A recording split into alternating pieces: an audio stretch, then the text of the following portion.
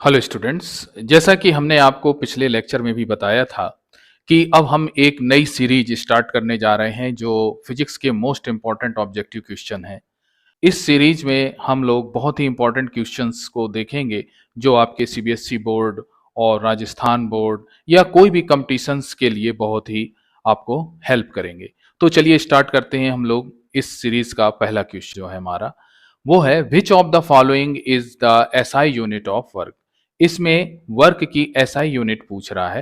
तो ये तो बड़ा सा सिंपल सा ही क्वेश्चन है। क्वेश्चन का जो करेक्ट आंसर है वो करेक्ट आंसर है हमारा जूल। तो हम लोग जूल में इसमें टिक कर देंगे। अब आइए हम लोग देखते हैं अपना नेक्स्ट क्वेश्चन। जो सेकंड क्वेश्चन है वो है elements are made up of. तो इसमें कह रहा है कि जो एलिमेंट्स है वो बना होता है। जो पहला ऑप्शन है इसका वो दिया गया है molecules of different compounds. Second option जो दिया गया है सेम काइंड ऑफ एटम्स।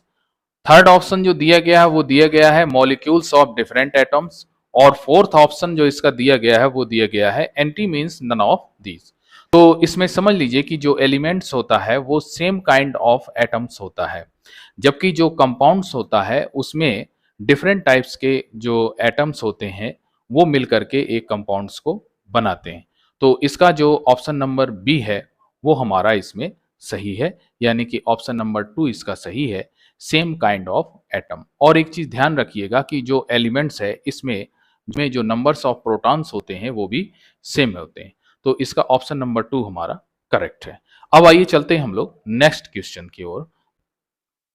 तो हमारा नया क्वेश्चन स्क्रीन पर आ गया है, हम इसको देखते हैं। ये क्वेश्चन है which of the following is rich source of iodine. अब ये क्वेश्चन पता नहीं कहाँ से फिजिक्स में आ गया, लेकिन फिर भी चलिए इसको हम लोग देख लेते हैं।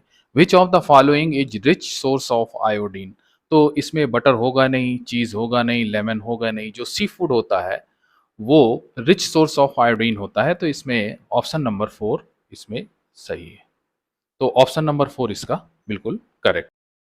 अब आइए देखते हैं हम लोग नेक्स्ट क्वेश्चन। जो नेक्स्ट क्वेश्चन है हमारा वो आप स्क्रीन में देख रहे होंगे। Splitting of white light into 7 colours on passing through a prism is called.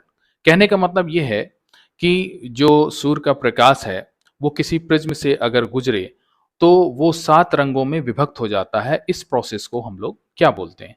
तो इसका जो ऑप्शन ए है वो दिया गया है स्पेक्ट्रम, ऑप्शन बी दिया गया है डिस्पर्सन, और ऑप्शन सी जो दिया गया है वो दिया गया है रिफ्लेक्शन, और ऑप्शन डी जो दिया गया है वो दिया गया है रिफ्रैक्शन। तो आइए थोड़ा थोड़ा करके इसको हम लोग समझ लेते हैं। जो ऑप्शन ए है इसका स्पेक्ट्रम, स्पेक्ट्रम क्या होता है कि जो सूर्य का प्रकाश है यानी कि जो सनलाइट है उसका 7 रंगों में जब वो टूटता है तो उन रंगों के जो ग्रुप है उस ग्रुप को हम लोग स्पेक्ट्रम बोलते हैं।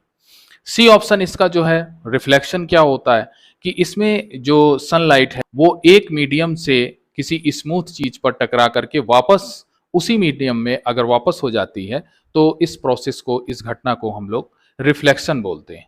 और रिफ्रैक्शन क्या होता है कि अगर प्रकाश यानी कि जो लाइट है वो एक मीडियम से दूसरे मीडियम में जाती है तो वो अपने मार्ग से, है ना, या अपने पाथ से थोड़ा सा विचलित हो जाती है। इस प्रोसेस को हम लोग बोलते हैं रिफ्रैक्शन। अब ये जो बी ऑप्शन है इसका जो दिया गया है डिस्पर्सन, जिसको हम लोग परिक्षेपण बोलते हैं, इसको समझ लीजिए ये क्या होता है। डिस्पर्सन में जब सनलाइट किसी प्रिज्म से होकर के गुजरती है तो वो अपने 7 कलर्स में स्प्लिटिंग हो जाती है, यानी कि टूट जाती है, 7 रंगों में टूट जाती है। इस प्रोसेस को हम लोग बोलते हैं डिस्पर्सन बोलते हैं। तो इसका जो ऑप्शन है, ऑप्शन नंबर बी इसका बिल्कुल करेक्ट आंसर है। तो ऑप्शन नंबर बी इसका करेक्ट है। अब आइए देखते हैं हम लोग नेक्स्ट क्वेश्चन। जो नेक्स्ट क्वेश्चन है वो है which type of force always oppose the motion of an object.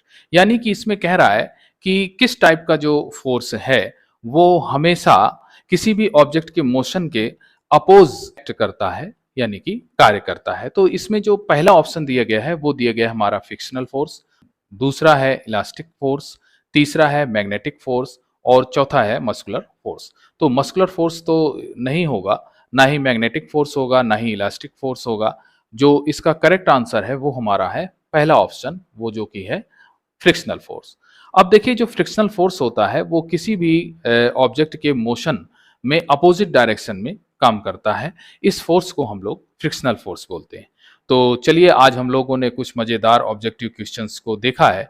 अब हम नेक्स्ट लेक्चर में कुछ और मज़ेदार ऑब्जेक्टिव क्वेश्चंस के साथ आपके सामने आएँगे।